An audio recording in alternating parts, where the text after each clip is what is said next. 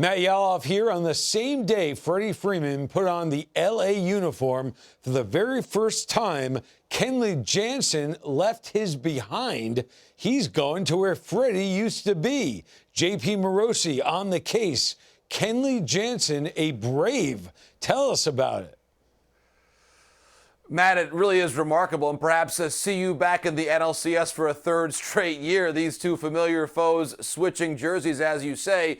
Kenley Jansen adding to what is already a very strong Braves bullpen. We talked so much during the postseason about Will Smith and Mattingly on the left side. Now, of course, they've added Colin McHugh as well. Kenley Jansen, you see it there, the way the Braves bullpen breaks down. Really good balance right and left as another arm, of course, joins the National League East, where we've seen other teams like the Mets focus on the rotation with Max Scherzer. This, I think, remains a really good strength of this Braves team. Jansen also, Matt, is coming off of what was a pretty resurgent season in LA. The Dodgers certainly developed some different ways to get the best out of him, both in changing his pitch mix and also making sure he had the requisite number of days off. Crucial as well, Alex Anthopoulos, the Braves GM, knew him as well as an executive in Los Angeles. That's a great point. Now, is it a given that Jansen is the closer now in Atlanta?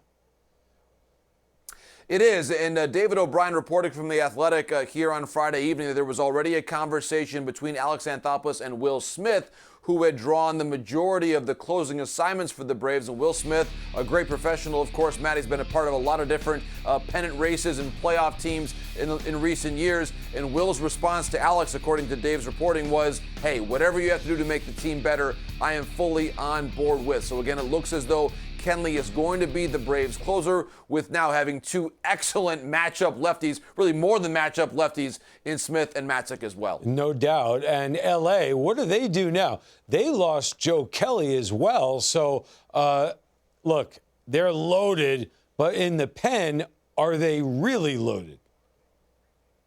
Well, it's probably going to be Blake Treinen as the Dodgers closer, and he was someone that they ended up acquiring a couple years ago, really as a bounce-back candidate after his tenure in Oakland. And Treinen certainly right now is the heir apparent, the clear front runner to be the Dodgers closer now going forward. You see it there, a bit more right-handed dominant in the Dodger pen right now. Daniel Hudson was also acquired this offseason.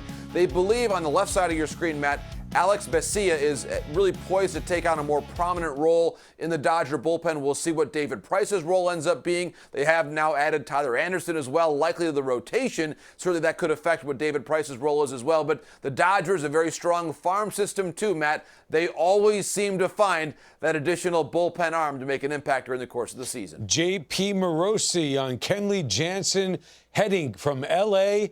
to Atlanta, from world champion in 2020 to the team that won it in 2021. Thanks, JP.